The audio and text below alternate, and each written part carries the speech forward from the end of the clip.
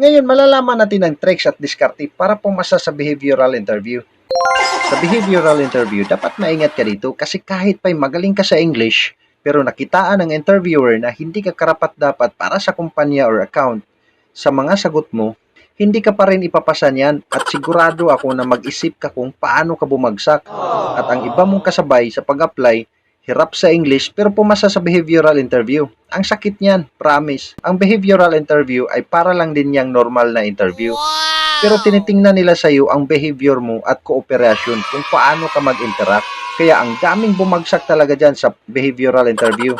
Kahit ako dati, nakailang apply pa ako sa ibang kumpanya bago ako pumasa at wala kasi akong idea rin at hindi ako ready sa mga panahon na yun. Ang tagal ko kasi naisipan na gumawa ng paraan at diskarte paano ito ipasa. Kaya kung pwede lang sana guys, para magiging masaya din naman ako kahit papaano at mawala ang pagod ko sa kakashare ng mga tricks at diskarte para magkaroon ka lang ng magandang trabaho sa buhay, mag-comment ka naman ng salamat kahit 2 beses at sobrang saya ko na niyan kapag makita ko ng maraming comments. Yan lang naman kaligayahan ko. Please naman. Kaya kung gusto mong pumasa sa behavioral interview sa call center kahit hindi ka marunong mag-English, panuorin mo ang diskarte ko at tricks kung paano ito ipasa.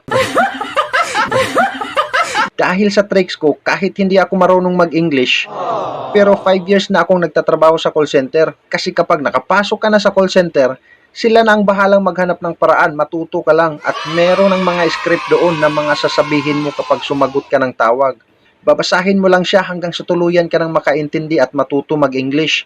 At dito magugulat ka pagdating ng 1 taon at ma-realize mo, ang bilis lang pala mag-English kasi basic lang lahat.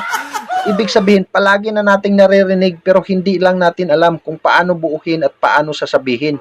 Sa totoo lang, kahit 5 years na ako sa call center at ilang kumpanya na ang pinasukan ko, pero hindi mo ba alam na hindi lahat ng English alam ko?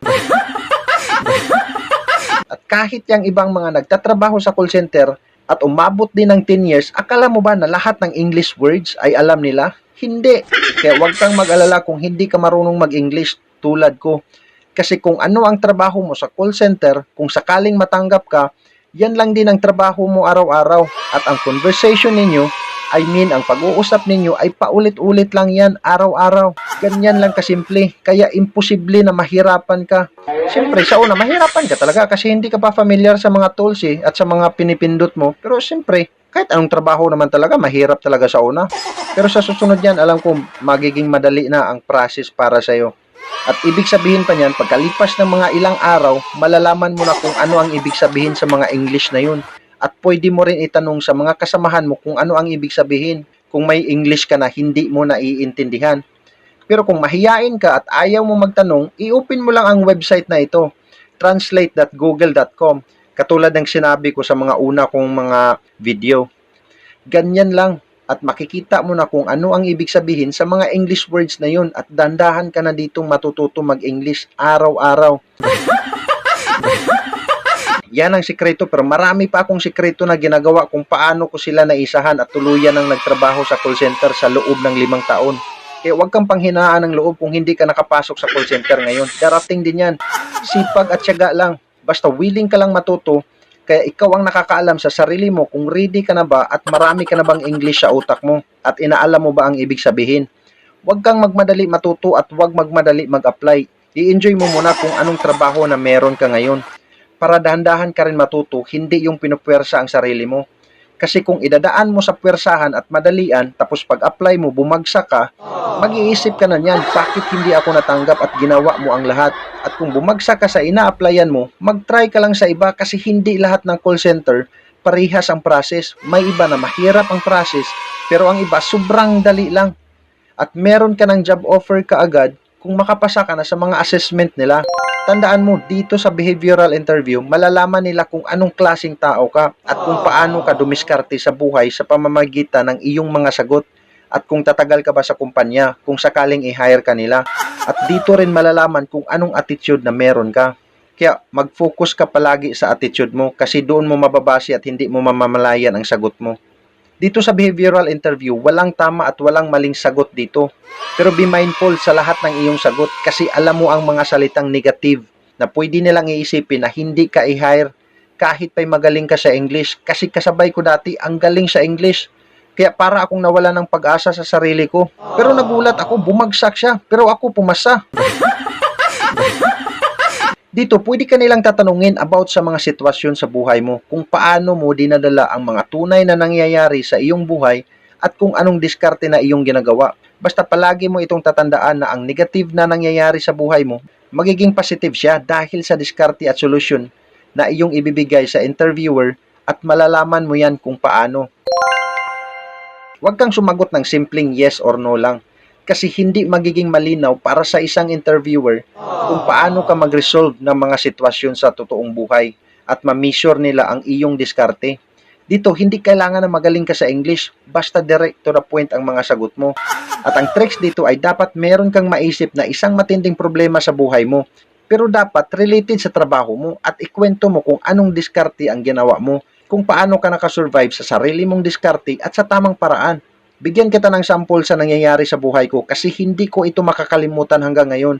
Kasi memorize ko ito dati sa lahat ng interview at palagi ko rin itong sinasabi sa kanila kapag mauubusan na ako ng English. Kasi pwede mo itong isingit kasi related sa trabaho.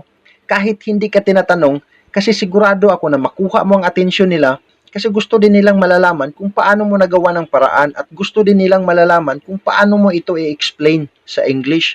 At dito, magmukha kang magaling mag-English kahit hindi ka marunong mag-English, promise. Matatawa ka lang talaga sa sarili mo nito kasi tama ang grammar mo. At may diskarte ka pa kung paano mo nasolusyonan. Sigurado ako believe sila sa iyo nito. At magsasabi sa iyo ang interviewer na stay on the lobby and wait for your next process. Magiging proud ka rin yan sa sarili mo.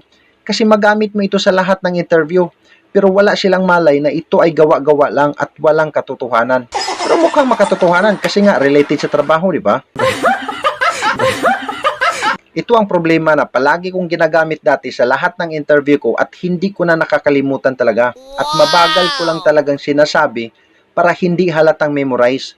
Yung parang pagalaw-galaw pa yung kamay mo na kunyari nag-iisip ka ng mga English pero hindi nila alam na nasa utak mo na ang lahat ng ito at memorize ng mahabang panahon. At kapag sinasabi ko ito, palagi akong nakatitig sa mata ng interviewer para magmukhang confident at mukhang magaling sa English. Kasi usually niyan, sa behavioral interview, ang tanong niyan ay, what is the most unforgettable mistakes you made in your previous job? So ito ang sagot ko. The most unforgettable mistakes I made in my previous job was, kunwari may paam-am ka pa ba? Para hindi talaga halata na dinadaya mo lang siya. Kunyari ito, ulitin natin. I made mistakes in my previous job on registering users for new hire in the Active Directory because my supervisor want me to always submit all the list of the new hire in the company and provide their temporary password so they can log in to their station.